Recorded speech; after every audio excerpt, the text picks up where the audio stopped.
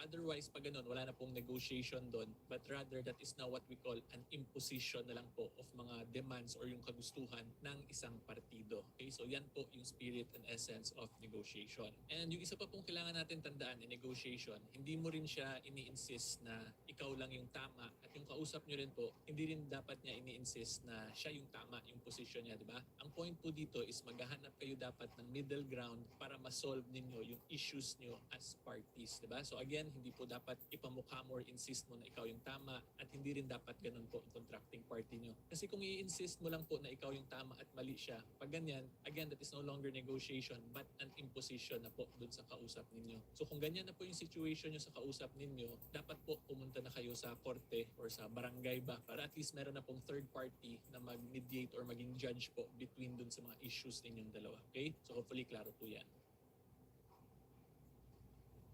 So basahin po natin yung summary. 19% versus 0% tariffs is definitely not the most fair deal between decades-old friends or allies like the US and PH. So I absolutely agree po dito sa statement ni Senator Ping Lacson. So ito pong 0%, yung USA kasi wala na siyang tariffs. Hindi tayo nag-impose na po ng tariff sa mga i-import ng USA sa bansa natin. Pero tayo po pag nag-export dun sa USA, meron tayong 19%. Kaya ito nasabi ni Senator Ping Lacson. Pero anyway, yung next sentence po na sinabi ni Senator Ping, that proposal is the worst insult that a host can throw at his guest. Maybe it is time for us to look for other trade partners. Okay, so galit na galit po si Senator Ping Lacson. So ito po I absolutely agree kasi kung isipin po ninyo, yung Philippines po was a former colony, di ba, ng USA. Binili po tayo ng USA from Spain kung hindi na makontrol po yun ng Spain yung revolution, yung army po nila Andres Bonifacio before, di ba? So kung makita nyo, ganun na po katagal talaga yung dealings natin. And then noong 1935, doon lang po tayo inallow ng USA na magkaroon ng sarili nating constitution. Pero anyway, hindi na po tayo mag-history lesson. Ang main point ko lang po dito, matagal na po talagang ka-deal ng Pilipinas yung USA. Pero kung titingnan po ninyo, despite the decades-old friends or allies, is walang special treatment po na binigay yung USA sa atin. Tapos lalo na po kung titingnan natin na sa Philippines, meron din po yung mga EDCA sites, diba? Yung EDCA sites, in a sense, kung ako po tatanungin ninyo, that is a military base basically ng United States of America. Kasi dyan po naka-assign yung mga sundalo nila and they have their equipment there. Pero despite that, putting us at risk na nandito po yung military and military equipment ng USA sa atin, the way they treated us po is similar lang sa mga other countries dito po sa area or sa region po natin sa mundo. So mamaya ipapakita ko rin sa inyo yung isa-isa ng mga po ng ibang bansa para mas ma-compare ninyo.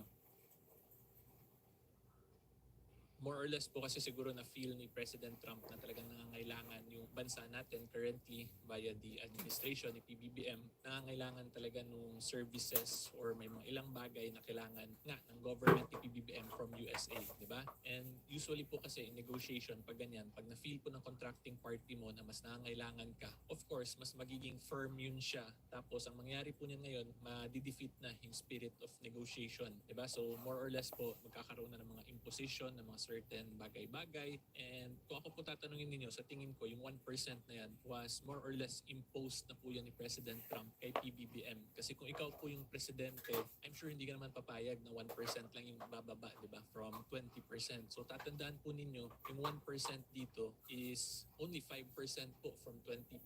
Eh kung makita nga po natin sa mga tindahan, yung pinaka-common na amount or figures pag nagkaka-sale is more or less 10% starting rate niya, di ba? 10-20%. Pero dito ang nakuha po nating discount is only 5%. So medyo lugi po talaga tayo dyan considering the relationship ng Philippines with the USA and considering the advantages po na nakukuha ng USA sa bansa natin. Okay? And idagdag ko na lang din po, di ba, paulit-ulit si President Trump, kung napanood yung video, sinasabi niya tough negotiator si PBBM. Kung ako po tatanungin sa tingin ko doon, binobola na lang yun ni President Trump si PBBM para hindi na mag-insist na mapababa yung tariff rates. But again, this is just my personal opinion and personal observation na lang po. And again, kung ako po tatanungin, that is very embarrassing for us as a country. Kasi tatandaan po natin, when President Bongbong Marcos was there in the White House, he is representing the entire country po. He is dealing po as the Republic of the Philippines with the United States of America. Sana naman po, mas mas nakipagsikuhan pa siya ng konti. Kasi again, yung 1%